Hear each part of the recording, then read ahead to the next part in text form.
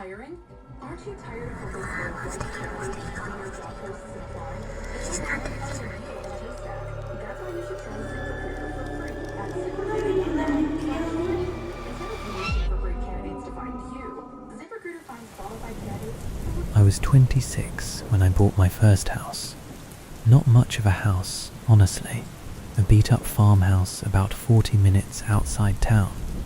Built sometime in the 50s, uneven floors throughout, a kitchen that had clearly been updated by 3 different decades of previous owners who all disagreed with each other about what that meant. I got it for basically nothing, because nobody wanted a place that far out needing that much work. I didn't care. It was mine, and for the first time in my life I had a mortgage instead of a landlord, and I was proud of that in a dumb 26-year-old way. The basement access was outside through a set of slanted metal storm cellar doors on the side of the house, not connected to the interior at all. You had to go outside and around to get down there. The realtor mentioned it almost as an afterthought during the walkthrough. Previous owner kept it padlocked, she said, flipping through her notes. Something about the hinges being unsafe, I think. Or maybe it flooded once. I can ask. I told her not to bother. Old houses have 100 little quirks like that, and I didn't want to seem like I was already finding problems before I'd even closed on the place. For the first month, everything was completely fine, and I mean genuinely fine. The kind of ordinary that you don't appreciate until later. I painted the guest room a colour my mother hated. I fixed a leaky bathroom faucet with a video tutorial and felt disproportionately proud of myself. I learned which stair creaked on the way up, second from the top, and started stepping around it out of habit. I planted tomatoes in a raised bed even though it was late in the season for it. I started to feel like the house actually belonged to me, if that makes sense. Like I'd earned it a little, instead of just bought it. I even had a couple of friends out for a small housewarming that first month, grilled on the back patio, gave the tour, made the usual jokes about the slanted floors, and how I was going to lose a marble somewhere in the living room eventually. Nobody mentioned anything about the storm cellar doors at all that night. Not one comment. Which I only think back on now because of everything that came after. It really was just an unremarkable metal hatch in the side yard back then. Nothing anyone's eye caught on. Then, about 5 weeks in, I noticed the padlock on the storm doors was hanging open on the hasp.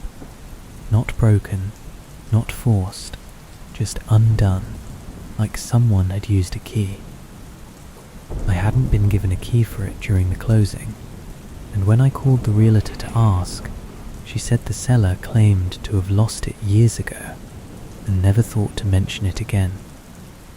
I stood out there in the yard, turning the open padlock over in my hand, and I remember deciding, very deliberately, that it was just a rusted hasp that had worked itself loose over time. I looped a bike lock through it instead, and went back inside and didn't think about it for the rest of that day. 2 weeks after that, I woke around 3 in the morning. I remember checking my phone, and it said 3:14, an ugly little detail that stuck with me since, to a sound like something heavy being dragged across concrete. Low, muffled, coming from outside, the kind of sound that you feel more than hear through a wall. I told myself it was raccoons. We'd had raccoons get into the trash cans twice already since I'd moved in, and I genuinely believed, or wanted to believe, that raccoons could account for it. I lay there listening to it for what felt like a full minute, maybe longer, before it stopped on its own, and I went back to sleep without getting up to check. A few days after that, I went out to look at the bike lock, and found it snapped clean through. Not picked, not unlocked, snapped. The metal bent outward like real weight had been put against it from the inside.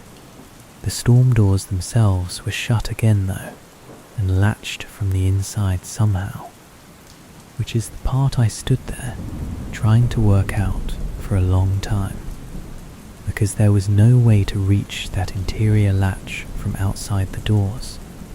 I checked the hinges while I was down there.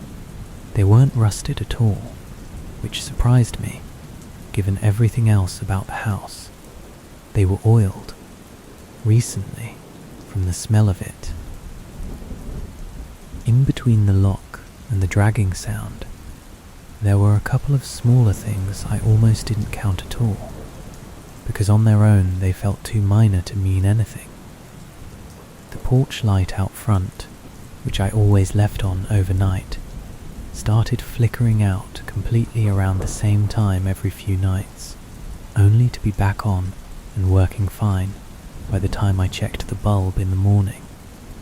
My dog at the time, an old lab mix who'd never shown a nervous bone in her body in the 6 years I'd had her, started refusing to walk past the side yard where the storm doors were, planting her feet and whining low in her throat until I gave up and turned us around toward the front instead.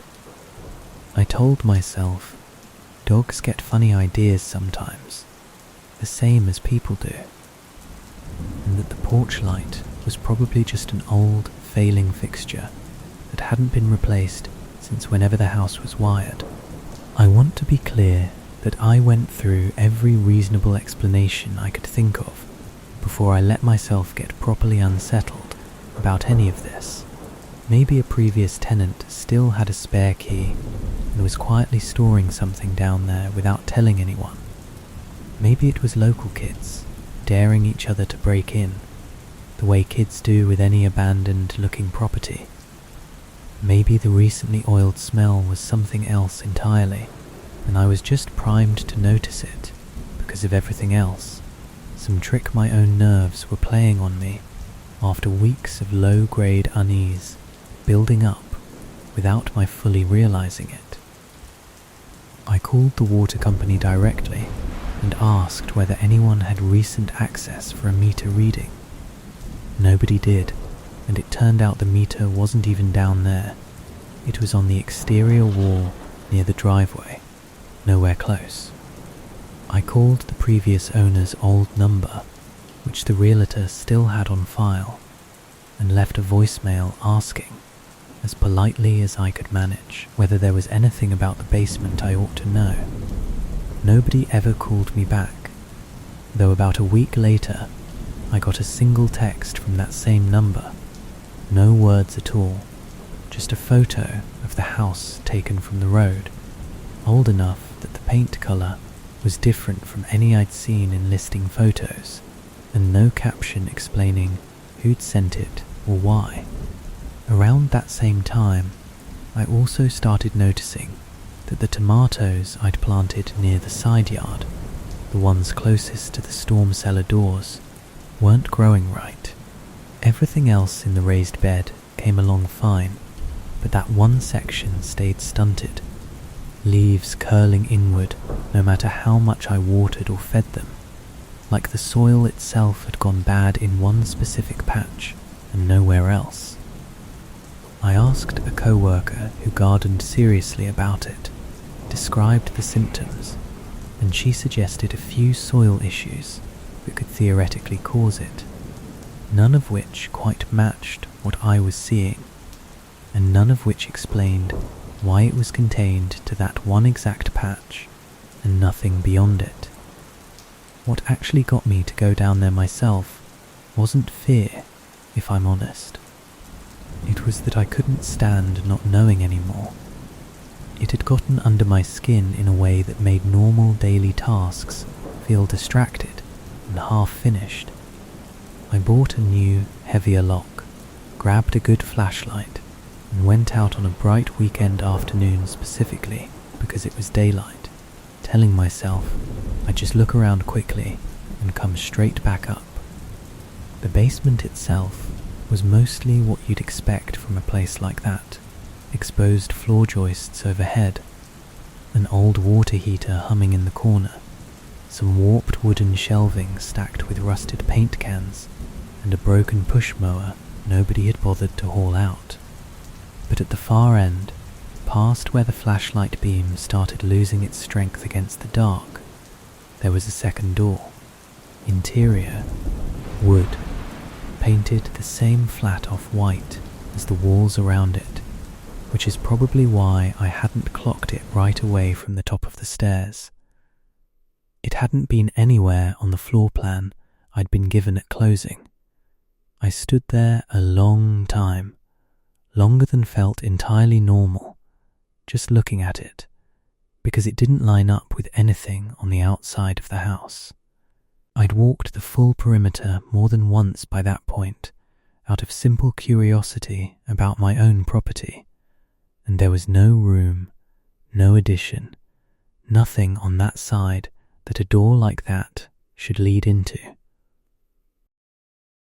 The flashlight beam flickered once while I stood there, just once, and steadied itself again, and I remember checking the batteries later that day and finding them fully fresh. No reason for it to have flickered at all. I noticed, too, that the concrete floor in front of that second door looked different from the rest of the basement floor, smoother, almost worn. In a wide path leading right up to it, the kind of wear you'd expect from decades of feet crossing the same stretch over and over, except nothing else about that basement suggested it had been used regularly by anyone in years. Dust covered everything else down there in an even layer. That path in front of the door had none. I didn't open it. I want to say that plainly, because people ask me that a lot when I tell this. I got this feeling standing in front of it, this specific feeling that whatever was on the other side already knew exactly where I was standing. I'm not sure if anyone else has felt something like that, but it wasn't like being watched exactly. It was more like being waited for, like I'd shown up a little early for something. Before I left, I made myself count the steps back to the stairs, which is a strange thing to do in your own basement, but it felt important at the time, like I needed some kind of proof afterward that I'd actually been down there and it had actually looked the way I remembered.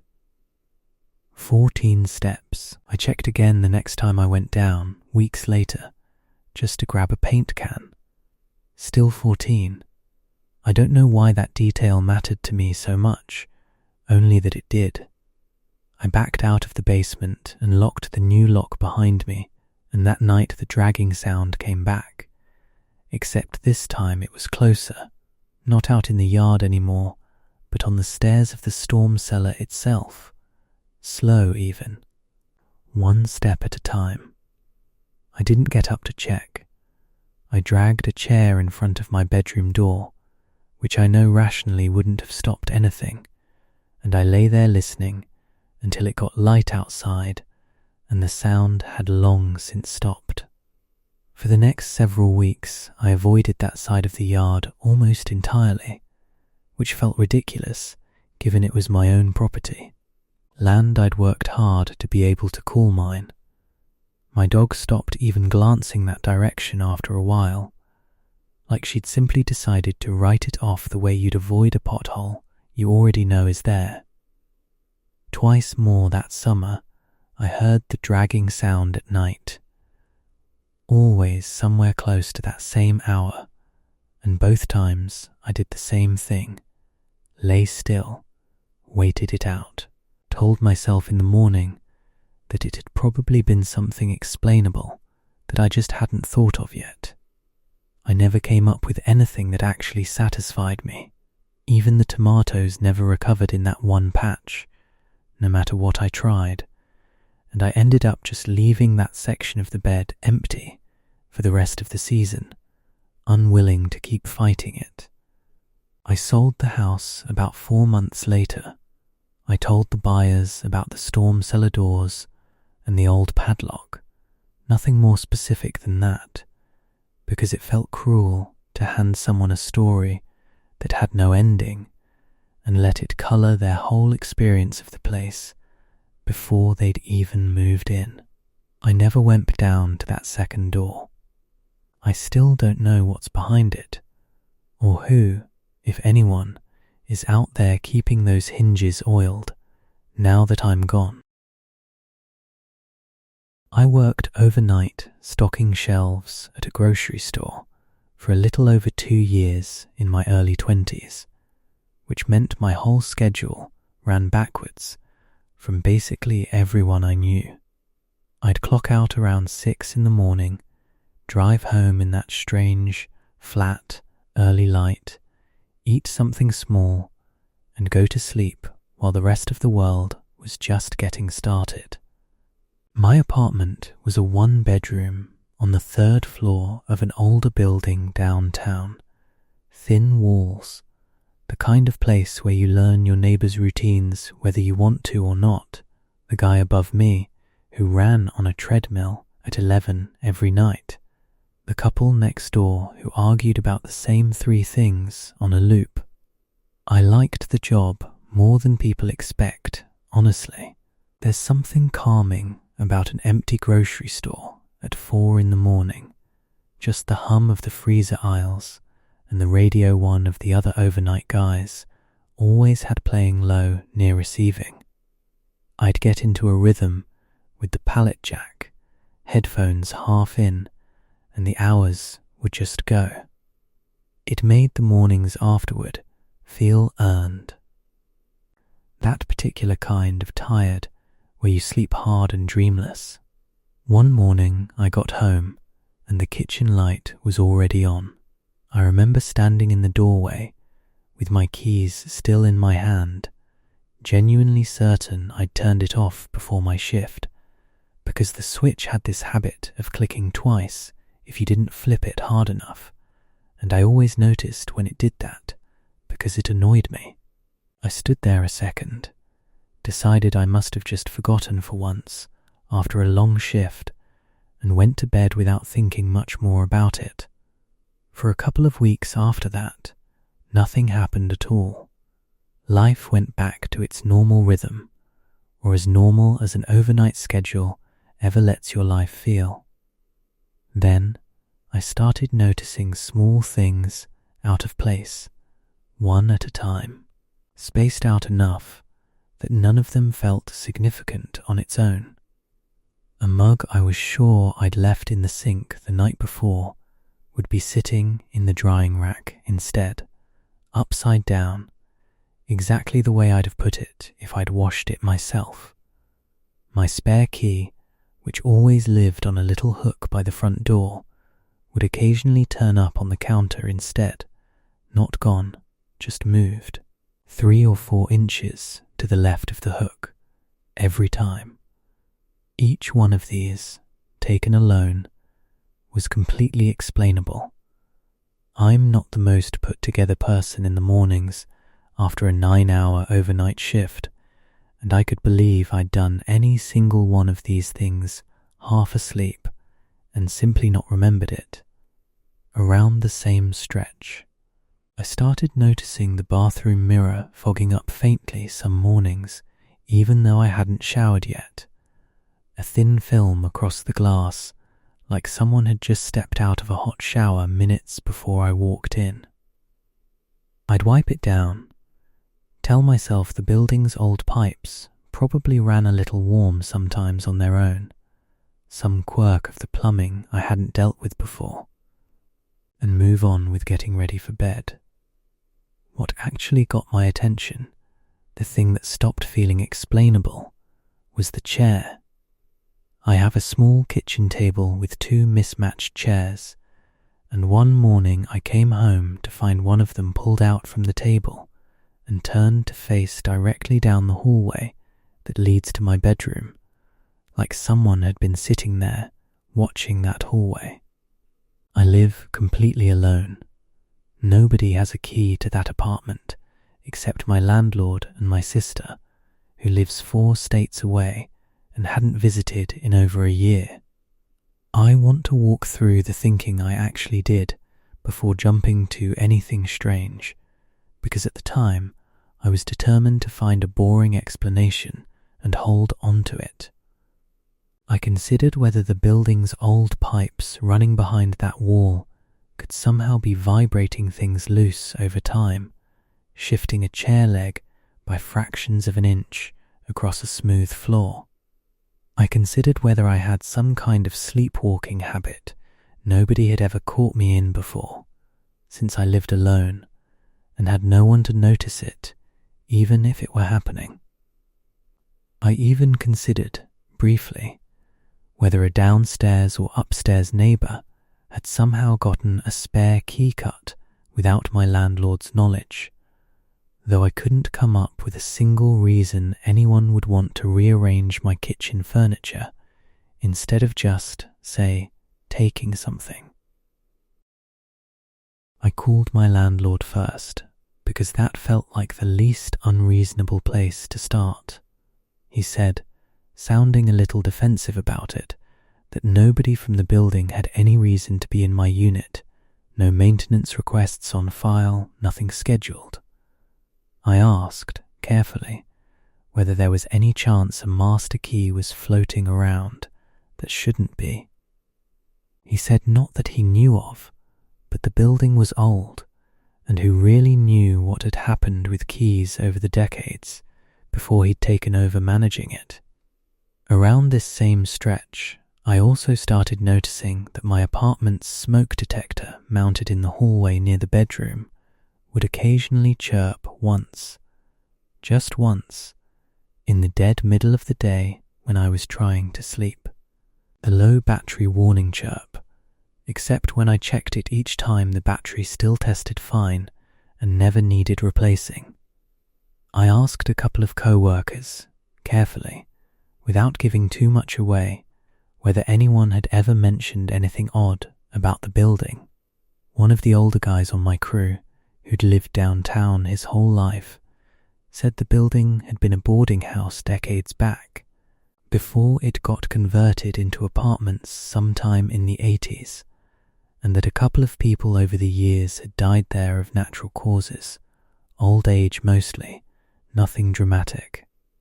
He said it like it was common trivia, not a warning, and I remember laughing it off with him at the time, even though it sat with me the whole drive home, replaying in my head for most of that night's shift instead of the usual music in my headphones.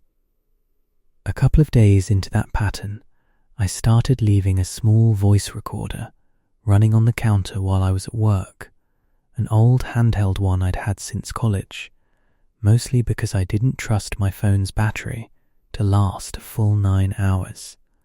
Most nights it caught nothing but the fridge cycling on and off.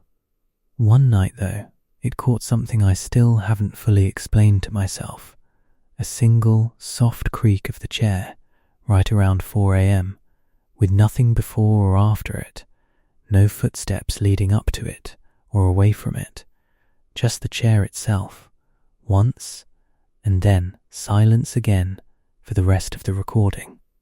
I started setting little tests for myself before leaving for my shift, mostly to prove to myself I wasn't losing my mind. I dusted a thin, even layer of flour across the kitchen doorway one night, thin enough not to be obvious, so I'd see footprints if anyone crossed it while I was gone. Nothing showed up in it, not once, over almost 2 weeks straight. And I actually started to feel a little embarrassed about doing it at all, like I was being paranoid over nothing. Then one morning the flour was there, completely undisturbed, not a single mark in it, but the chair was pulled out and turned toward the hallway again anyway. I remember standing in that doorway doing the math on that for a long time, because it meant either the flour trick simply didn't work the way I assumed it would, or whatever was moving that chair wasn't touching the floor to do it, and neither one of those options felt any better than the other once I actually sat with them. After that, it settled into a pattern of maybe once a week, never more, never on a predictable day. The chair, pulled out, turned toward the hallway. Sometimes the mug moved along with it. Once my bedroom door, which I always left cracked a few inches for airflow, was shut all the way when I got home, latch and all. Around that same stretch, I noticed the bathroom faucet had started dripping in a very specific pattern overnight. 3 drips, a pause, 3 drips again. Which I only noticed because it woke me up one afternoon trying to sleep after my shift, and when I got up to check it, the drip stopped the moment I stepped into the hallway and didn't start again the rest of the day.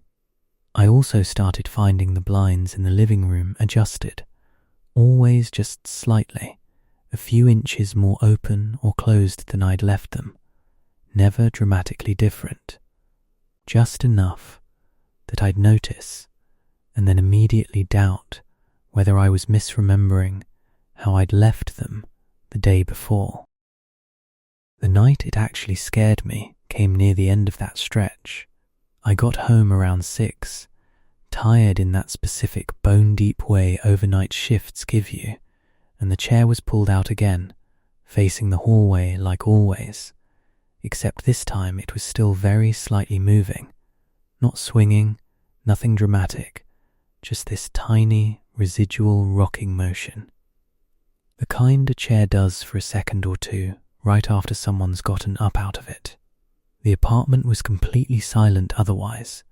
No radio, no TV, nothing.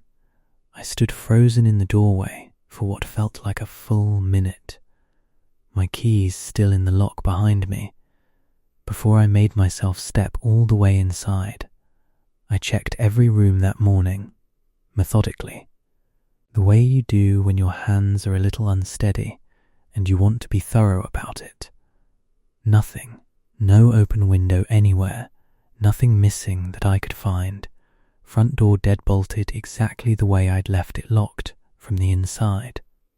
I sat in that kitchen for a long time afterward, not touching the chair, not moving it back to the table, just looking at it from across the room like it might do something else if I looked away.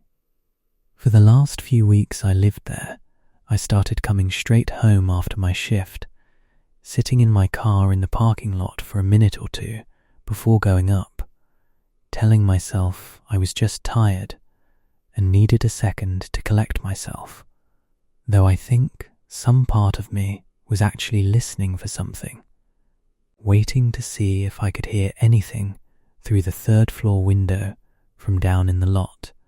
I never did. Whatever it was, it seemed to only show itself, or whatever the right word is, once I was already inside and the door was shut behind me. I moved out about 2 months after that, mostly because my lease happened to be up anyway, and I told myself that was the real reason. I never explained to my sister why I actually left. To this day, I don't leave a chair facing a hallway in any apartment I've lived in since, which I know is a small, almost silly rule to keep, but I keep it anyway, every single place I've lived. I used to house sit for a family in my neighborhood whenever they traveled, a nice older couple, 2 cats, a house that always smelled faintly of cedar because the husband did woodworking out in the garage on weekends. I'd been doing it for almost 3 years by the time this happened, so I honestly knew that house better than some of the apartments I'd actually lived in myself. This particular trip, they were gone for 10 days, a little longer than their usual stretch. The first few nights were completely uneventful. Feed the cats, water the plants along the back windowsill, fall asleep on their couch with whatever was on TV. Ordinary house-sitting, nothing more. I'd usually text the husband a quick update most evenings, a photo of the cats curled up together, that kind of thing, and he'd send back something about whatever city they were in that day. It felt less like house sitting and more like staying somewhere familiar, which was honestly most of why I kept saying yes whenever they asked. The house itself always had a particular quiet to it at night that I'd genuinely come to like over the years, different from my own apartment's quiet, older, heavier somehow, the kind of silence you get in a house that's settled fully into its foundation over 60-some years. I never used to think twice about it. On the fourth night, the landline rang. They still had one, an actual corded phone mounted on the kitchen wall, mostly because the husband's elderly mother refused outright to use a cell phone and called that number exclusively.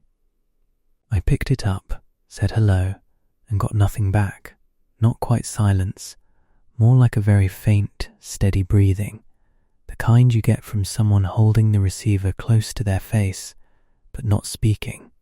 I said hello 2 more times, heard nothing change, and hung up, figuring it was a butt dial or some kind of scam call, and not thinking much more of it. It rang again the next night. Same time, almost to the minute. I checked my phone both times. 11:47 exactly. Same nothing on the other end. Same faint breathing sound underneath. I started to feel a little unsettled by then, but told myself landlines still get robocalls too, and maybe it was some broken automated system dialing at a fixed interval every night. I did a little digging online that same night, curious whether other people had dealt with something similar on an old residential line, and found a handful of scattered forum posts describing almost the same pattern. A call at a consistent late night time, breathing instead of a voice, nothing conclusive ever coming of it. It didn't exactly comfort me to see it wasn't just happening to me, but it did make it easier to file the whole thing under weird, but probably explainable for one more day. The cats picked up on something before I did, honestly, now that I think back on the order of things. The quieter of the two, the one who normally slept curled against my legs every single night, without fail, started sleeping instead on top of the refrigerator, as far from the ground floor hallway as she could physically get in that house for the better part of that week. The seed that really planted itself was the third call, because right before I hung up that time, I heard something underneath the breathing, faint, but there, like it was coming from somewhere behind whoever was on the other end. A clock chiming. Not just any chime, either.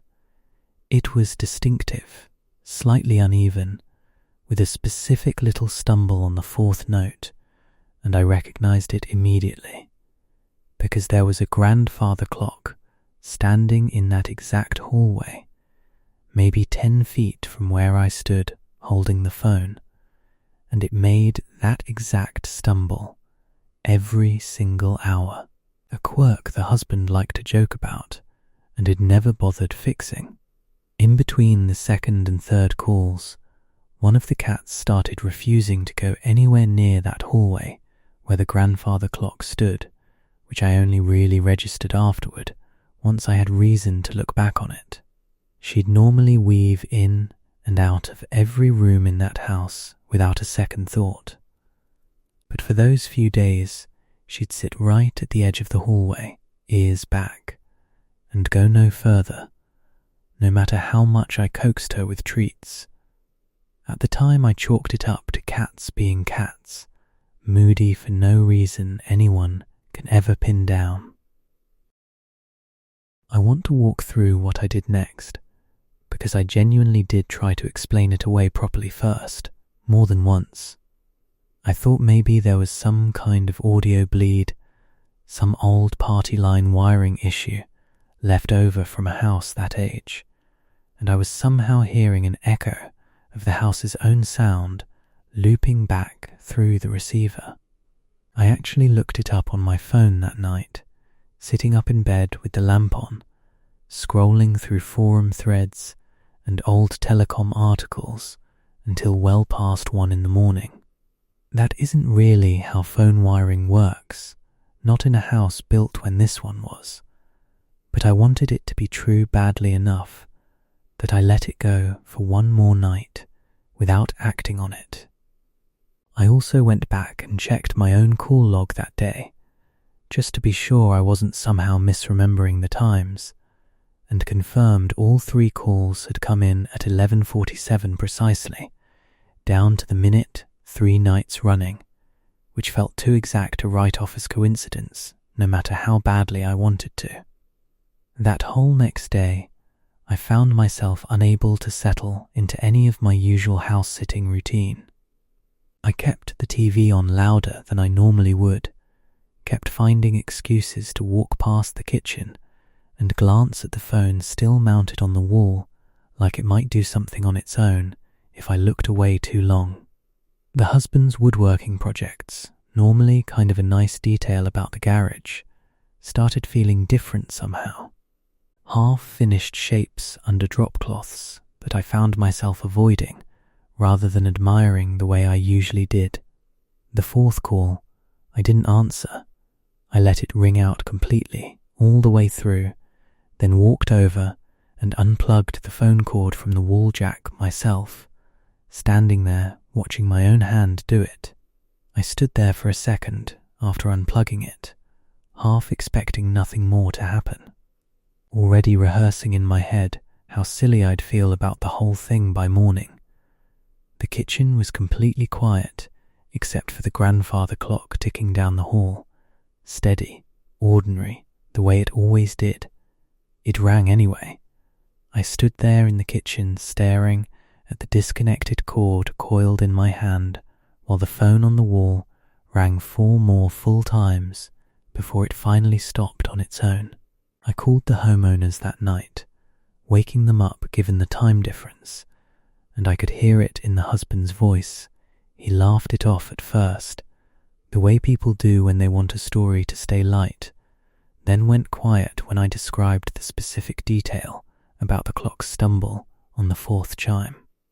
He told me, carefully, choosing his words in a way that made me nervous just listening to him, that the phone line had actually been disconnected at the company level over a year earlier because nobody used it anymore, and that he'd genuinely forgotten it was still physically plugged into the wall at all. There was a long pause on his end after that, long enough that I asked if he was still there, and when he came back, he asked, almost too casually, whether I'd heard anything else unusual in the house, a question I got the distinct sense he'd been sitting on for a while, before that night gave him a reason to finally ask it. I sat in that kitchen for the rest of the night, with every light in the house turned on, both cats pressed against my legs like they didn't want to be left alone with whatever this was either. The phone didn't ring again for the remaining 6 days of the trip, though I noticed the cats stayed clear of that hallway for the rest of my stay regardless, circling wide around it even to reach their food bowls on the far side of the kitchen. I kept the unplugged cord coiled up on the counter the whole time, glancing at it more often than I'd like to admit, half expecting to see it plugged back into the wall on its own one morning. It never was. The remaining nights of the trip, I slept with the bedroom door open and the hallway light on, telling myself it was just easier to hear the cats if they needed anything, even though we both knew, cats and I, that wasn't really why. I never plugged it back in, and I never told the elderly mother-in-law that the line had been disconnected the whole time. For whatever it's worth, she still occasionally calls that number from her own landline, out of habit more than anything, and as far as I know, someone always still picks up before it reaches voicemail. Nobody in that family knows who. I don't house sit for them anymore, not because anything was ever said outright between us, just an unspoken understanding that settled in over the following year, fewer requests, easier for them to find someone else.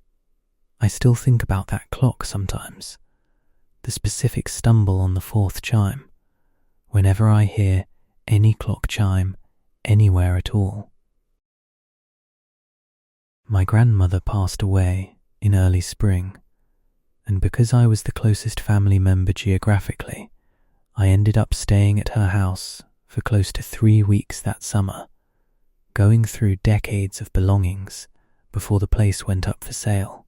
It was a farmhouse-style property out past the edge of town, the kind of house that had clearly had a full, lived-in life inside it. Every drawer stuffed with something, every closet its own small excavation project waiting to happen. She'd lived in that house almost 50 years, longer than my mother had been alive, and it showed in every corner of it hand-labelled spice jars, a junk drawer that was really 3 junk drawers deep, photographs going back generations tucked into books instead of frames. Walking through it that first week felt like reading a very long letter I hadn't known she'd been writing my whole life. The first several days was slow and, honestly, kind of peaceful in a sad way. I'd sort through boxes during the day, cook simple meals in her kitchen using her old pots because it felt wrong not to, sleep in the guest room because I couldn't quite bring myself to sleep in her room yet. Everything about that stretch was mundane in the particular way grief makes everything mundane. Quiet, a little heavy, nothing frightening about it whatsoever. The seed detail, looking back on it now, was something my mother mentioned almost as a throwaway comment when she dropped off an extra box of bedding for me. She said, very casually, "Don't be surprised if you hear her walking around at night. Those upstairs floors have always creaked like that, ever since your grandfather passed." She used to joke it was him checking on her. I laughed, said something about old houses always doing that, and genuinely didn't think about it again for almost a full week. In those first days, I spent a lot of time in her kitchen specifically, partly because it was the room that felt most like her, still smelling faintly of the coffee she drank every morning of her life, cabinets organized in a system only she'd ever fully understood. I found myself talking to her a little while I worked, the way you do sometimes with someone recently gone, not really expecting anything back, just needing to fill the quiet. I mention that only because I think it matters, in hindsight, how much of that first week I spent essentially inviting her presence into the house out loud, without meaning anything by it beyond grief. Around day 8, I started hearing footsteps. Not constant, not every single night, maybe every 3rd night or so, always after midnight, a slow, even pace moving from the direction of my grandmother's bedroom down the hallway toward the stairs, then stopping there. I told myself exactly what my mother had told me: old floors, temperature swings at night, wood settling the way it does in houses that age. It's a reasonable explanation, and for a while it genuinely worked and let me sleep. Then things started happening that wood settling doesn't explain, no matter how generously you frame it. One morning, a photo album I distinctly remembered leaving closed on the dining table was sitting open to a specific page. A photo of my grandmother and grandfather, young, at what looked like their wedding, both of them laughing at something outside the frame. I told myself I must have left it open myself and forgotten. A few days after that, a chair at the kitchen table, always my grandfather's spot even decades after he'd died, something the whole family still unconsciously avoided sitting in, was found pulled out from under the table in the morning, when I was completely certain I'd pushed every single chair back in the night before, a habit drilled into me by my grandmother herself as a kid and never broken. Then the thermostat, an old manual dial, nothing digital or programmable about it, kept getting nudged down exactly 2 degrees, always exactly 2, no matter how many times I reset it during the day, and no matter how carefully I checked afterward that I hadn't bumped it myself walking past. Around the same time, small things started shifting in her bedroom too, even though I hadn't started sorting through that room yet, and had barely set foot inside it beyond the day I packed the jewelry box. The curtains, always drawn shut the way she'd left them, would be pulled slightly open in the mornings, just a few inches, enough to let in a thin line of light across the floor. Her bed, which I hadn't touched since arriving, started showing a faint impression in the comforter, like someone had sat on the edge of it, always in the same spot, always gone by the time I worked up the nerve to actually check the room in daylight. I went through the mundane explanations methodically, because by that point I genuinely wanted one of them to stick more than anything. Old houses settle, sure, that much I could accept easily, but settling doesn't open a photo album to one specific page and leave every other page untouched. A draft could, in theory, nudge something lightweight, but a solid dining chair weighs enough that a draft isn't pulling it evenly out from under a table the same distance every single time. I checked the thermostat's internal wiring myself one afternoon, an old habit left over from helping my grandfather with house projects as a kid, and it was completely fine. Nothing loose, nothing frayed, nothing that would explain a consistent 2-degree drift night after night. There was also a night, somewhere in that same stretch, when I woke up around 4 in the morning to the very specific sound of a kitchen cabinet door being opened and shut once downstairs, and lay there for several minutes trying to decide whether it was worth going down to check, my heart loud enough in my own ears that it was hard to focus on anything else in the dark. I didn't go down. In the morning, nothing in the kitchen looked disturbed at all, every cabinet exactly as I'd left it, which somehow bothered me more than finding something out of place would have. Somewhere around this same point, I started finding her reading glasses moved from wherever I'd left them the night before, always ending up on the small table outside the guest room, folded neatly. The way she always folded them herself out of habit, even though nobody had touched those glasses since I'd found them in her nightstand my first week there. I'd move them back to the kitchen counter each time, tell myself I must be absent-mindedly carrying them around myself without registering it, and each following morning they'd be back on that same hallway table again. I even seriously considered, for a while, that I might be sleepwalking and doing all of this myself without any memory of it afterward, so I set my phone to record audio overnight in the guest room specifically to test that theory once and for all. The recording caught the footsteps clearly on 2 separate nights, slow, even, moving down the hallway exactly the way I'd described it to my mother over the phone, while the same recording also picked up my own breathing the whole time. Steady, clearly asleep, coming from inside the guest room without a break. Whatever was walking around out there, it wasn't me.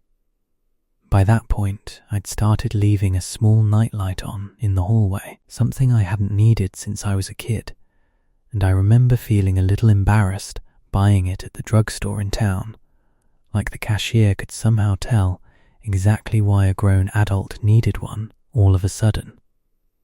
I called my mother about the glasses eventually, not mentioning the rest of it, just asking, carefully, whether Grandma had always kept them in her nightstand, or if she used to leave them elsewhere sometimes.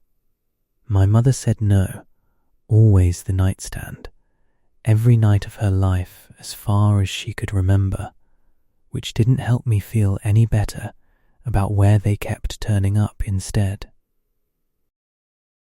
The night that actually shook me came about 2 weeks into the stay. I'd gone to bed later than usual, close to 1 in the morning, and I was still half awake, drifting, when I heard the footsteps start again, same as always, moving down the hallway from the direction of my grandmother's room. Except this time, they didn't stop at the top of the stairs the way they always had before. They stopped directly outside my door. I lay there very still. I didn't call out. I didn't move. I just lay there in the dark and listened to what I can only describe as someone standing on the other side of a thin door, not knocking, not trying the handle, just standing there, close enough that I could clearly hear the specific creak of that one floorboard shift its weight very slightly under them, over and over, like someone rocking gently on their heels while they waited. It stayed there like that for what felt like several full minutes, long enough that I lost count of my own breathing, trying to keep it slow and quiet. Then, without any warning, quietly and unhurried, it walked away, back down the hallway toward her room, and the house went completely silent again. I didn't sleep the rest of that night, not even close. In the morning, I found something sitting on the small table just outside the guest room door that hadn't been there the day before, my grandmother's wedding ring, which I knew for an absolute fact had been packed away in her jewelry box inside her closet, sealed carefully in bubble wrap, because I had packed it myself 4 days earlier specifically to bring back to my mother. It was sitting on that hallway table, completely unwrapped, facing directly toward the guest room door. I finished out the full 3 weeks anyway. I told myself I had to, that the house needed to be cleared regardless of what I did or didn't believe was happening inside it while I was there. The footsteps continued at roughly the same loose pattern for the rest of my stay, though they never once stopped outside my door again after that single night. I started leaving a small lamp on in the hallway every night after that, more as a kind of quiet agreement than out of any real belief it would change anything, and whether it actually mattered or not. I never heard the footsteps come as close to my door again as they had that one time. I kept the ring in the end. I never told my mother the full details of how I found it, only that it had turned up outside a drawer where I'd apparently misplaced it while packing, which wasn't exactly a lie so much as an incomplete version of the truth. She wears it sometimes now, on a chain rather than her finger, and I've never told her that some nights, when I visit and stay over, I still find myself listening for a particular pace of footsteps in a hallway 2 states away from that farmhouse, out of habit more than anything. The house sold that autumn to a young couple who, as far as I know, have never mentioned anything unusual about the place to anyone in the family. I've thought more than once about reaching out to ask, casually, whether the upstairs floors still creak the way my mother always said they had. I've never actually done it. Some part of me doesn't want to know whether the honest answer would be yes or no. I'd had the same roommate for almost 4 years, ever since college, and when she got engaged and moved out to live with her fiancé, I stayed on alone in our old 2-bedroom apartment, mostly because breaking the lease early wasn't worth the penalty, and I liked the place too much to actually leave it behind. It was the first time in my entire adult life I'd lived completely by myself, and honestly, for the first week or two, I liked it. Quiet, on my own schedule, nobody eating my leftovers out of the fridge without asking first. Her old room stayed empty. I didn't have the money yet to furnish it into anything new, so it just sat there with the door shut, a handful of boxes of her leftover things stacked along one wall, waiting for her to come collect them once she and her fiancé had more space sorted out. Those first couple weeks I actually redecorated a little, moved the couch, finally hung up art I'd been meaning to for years, but never bothered with because we could never agree on where things should go. It felt less like losing a roommate and more like the apartment was finally becoming fully mine, which in hindsight is a strange kind of foreshadowing to have not noticed at the time. About 3 weeks in, I started noticing the door to her old room was standing open in the mornings. I was positive I'd left it shut the night before. It had always had this specific habit of not latching all the way, unless you pushed it firmly, something we'd both complained about for years living together. And I genuinely figured it must just be swinging open on its own, the same way it always half-latched and drifted. I started pushing it firmly every single night before bed, and even double-checking it, and it still, every few mornings, would be standing open a few inches by the time I woke up.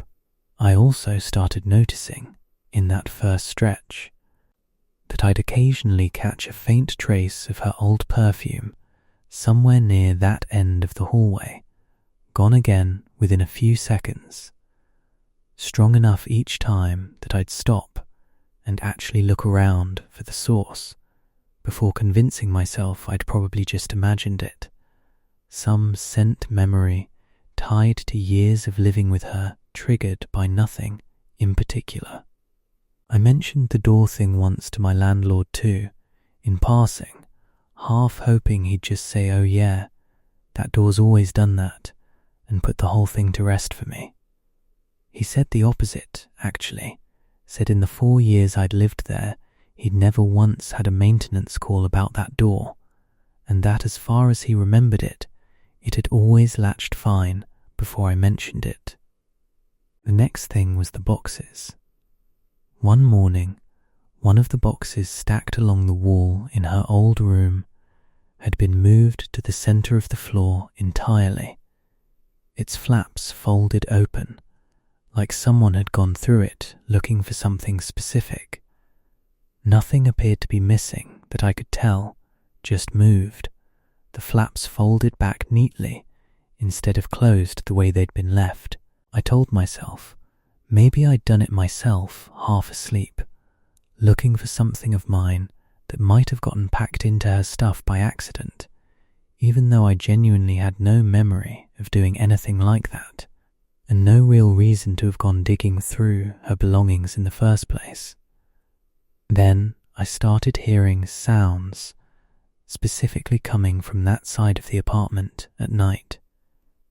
Not footsteps exactly, more like the specific sound of a box being dragged a few short inches across carpet, brief and deliberate, always just one single drag, never any kind of ongoing pattern like someone actually walking around in there.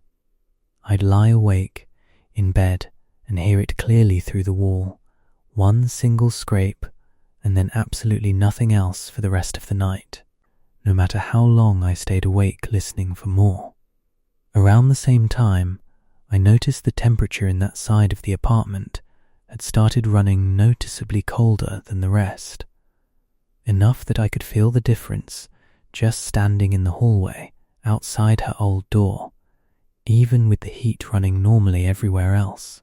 I mentioned it once to a friend who came over, half joking, and she stood in that same spot and agreed without me prompting her. Said it felt like standing near an open freezer for a second before it passed. I went through this logically before letting myself get genuinely scared by any of it, because I really didn't want to become the kind of person who spooks herself out of her own apartment over creaky doors and old moving boxes. I checked the door hinges directly, not loose enough to swing open entirely on their own. I tested it a dozen different ways over several days. I checked whether a draft from the vent in that room might be strong enough to move a box on its own, and it wasn't, not even close. I actually held a piece of paper up to the vent, opening one afternoon, just to be sure. I even wondered seriously whether my downstairs neighbour's washing machine vibrations were somehow doing it, since our units shared a wall, and I went and asked them directly whether they ran laundry late at night. They said they didn't, and it turned out they weren't even home most of the nights in question anyway. A friend stayed over once during that stretch, sleeping on the couch since I didn't yet have anything set up in the spare room, and in the morning, unprompted, she asked if I'd been up walking around in the night.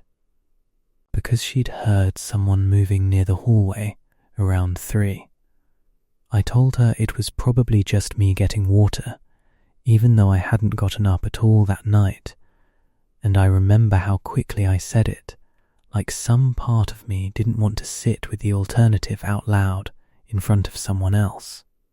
I also spent one entire weekend, more out of stubbornness than genuine suspicion by that point, actually going through every box in that room piece by piece, thinking maybe there was something inside one of them that could somehow explain the drag sound on its own, some kind of mechanism, an old clock, anything with moving parts that might shift on its own over time.